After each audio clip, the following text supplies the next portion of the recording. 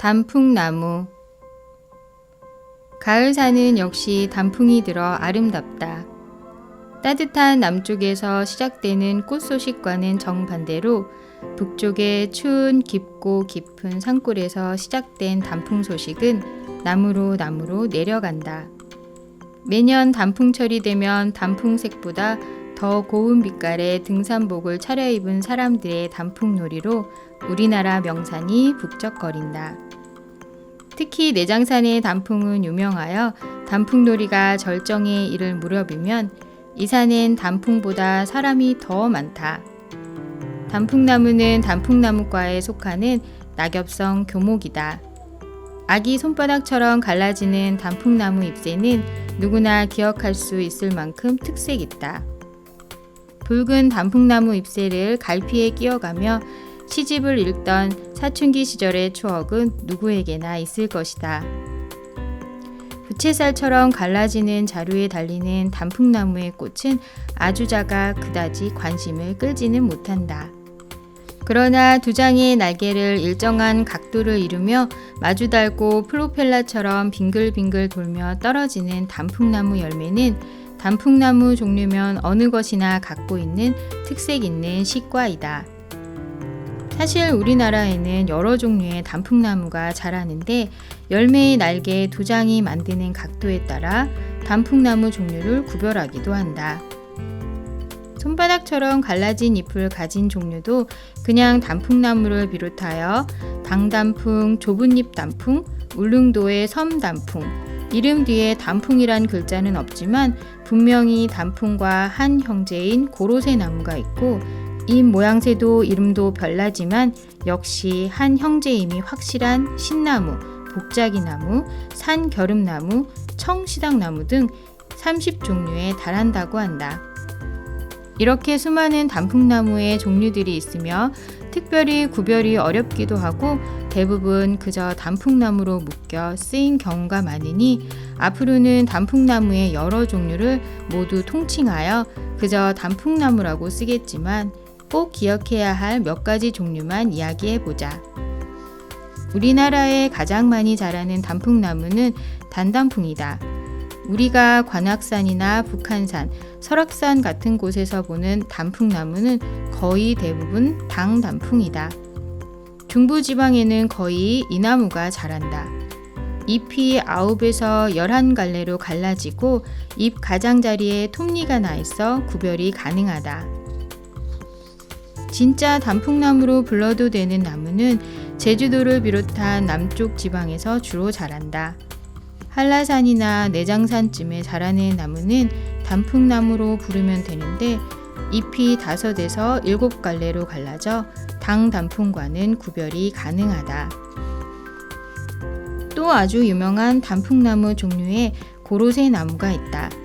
고로쇠 나무는 5에서 7갈래로 갈라져 있으나 갈라짐이 그리 깊지 않고 잎 가장자리가 톱니처럼 결각지지 않아 단순한 느낌을 준다.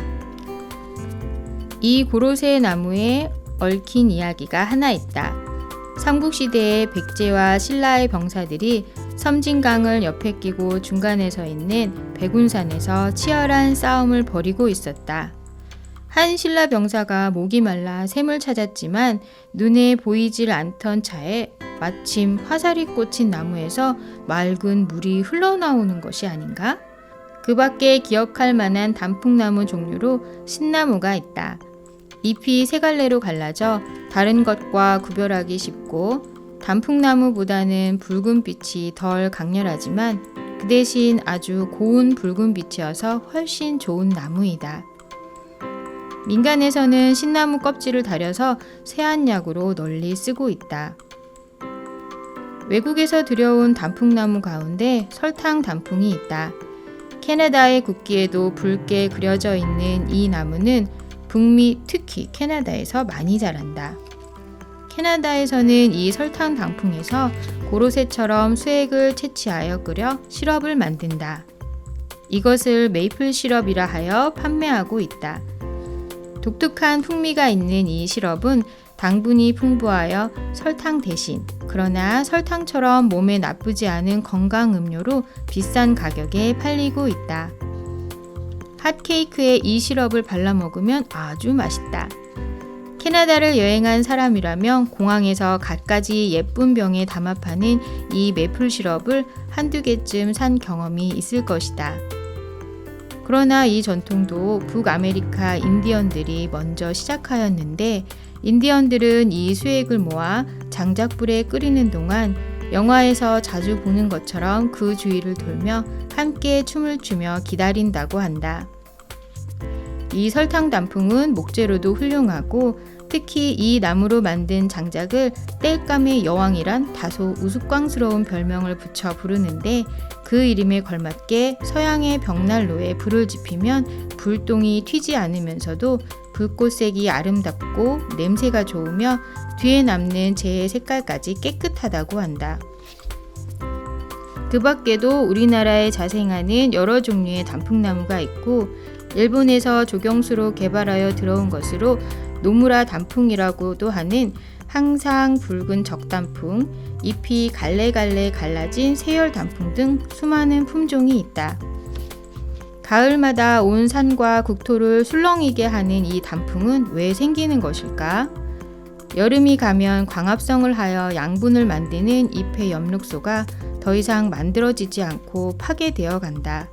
그러면 이 초록빛 색소에 가려 발현되지 못하던 카로틴이나 크산토필 같은 노란색 색소가 비로소 제 모습을 드러내어 생강나무나 은행나무처럼 노란 단풍이 들게 되고, 붉게 단풍이 드는 경로는 조금 다른데 잎의 생활력이 쇠약해지면서 붉은 색소인 화청소가 새로 생겨나서 글이 된다고 한다. 단풍나무는 한자로 단풍이라 쓴다. 그러나 막상 중국에서는 단풍나무를 척수라고 쓰고 있으며, 풍나무라는 것은 단풍나무와는 별개의 다른 나무이다. 요즘 단풍나무는 정원수로 인기 있는 나무들 가운데 하나이다. 단풍나무가 색이 변함으로 지조를 중히 여겼던 시대에는 반겨하는 나무가 아니었다는 주장도 있지만, 단풍나무의 정원수로서의 역사는 한참을 거슬러 올라간다. 정원이나 조경식물을 연구하는 데 귀한 자료인 고려말 이규보의 동국 이상국집에 최초로 관상용으로 이용한 단풍나무에 대한 기록이 나오기 시작하며, 조선 중기의 대표적 정원 소세원이나 다산초당에 대한 기록에서도 우리 조상들이 뜰에 단풍나무를 심어 갖고 왔음을 찾아볼 수 있다. 중국에서도 풍치수로 단풍나무를 즐겨 심었던 기록이 남아있다.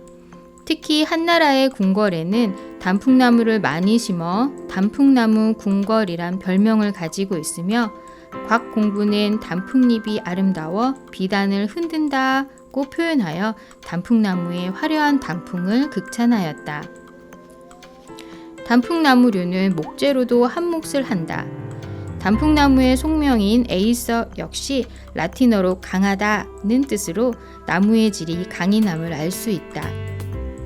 단풍나무 종류 가운데서도 고로쇠나무나 복자기나무 등이 많이 이용되었는데, 가마, 베이, 키 같은 큰 기구는 물론 소반이나 이남박 같은 집기에도 이용되었다. 특히 고로쇠나무 목재는 가공이 다소 어렵지만 붉은 빛이 돌아 아름답고 재질 또한 치밀하여 잘 갈라지지 않는다.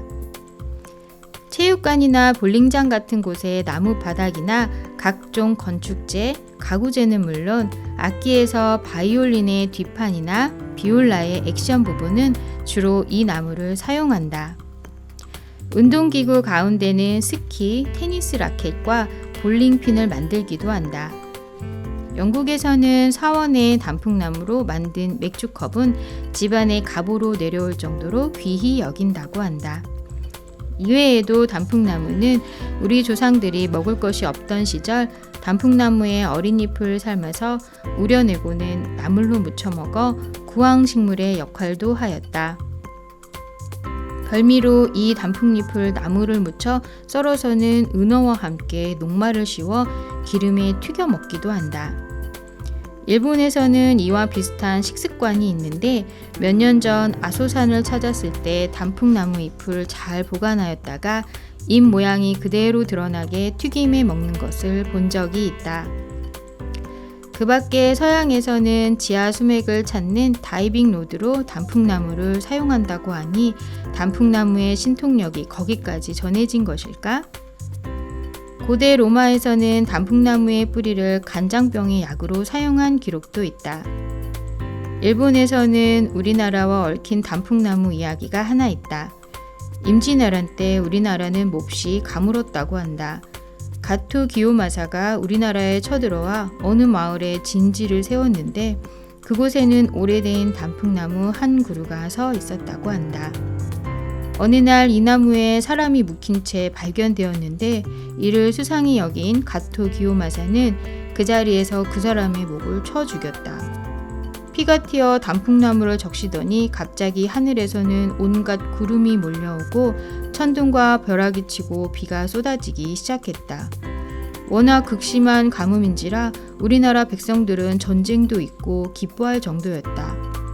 갑자기 비가 내리게 된 연유는 그 단풍나무가 비를 내리게 하는 신목이기 때문이라는 말을 전해 들은 가토 기요마사는 나무를 삼척 길이로 잘라 일본으로 가져갔다.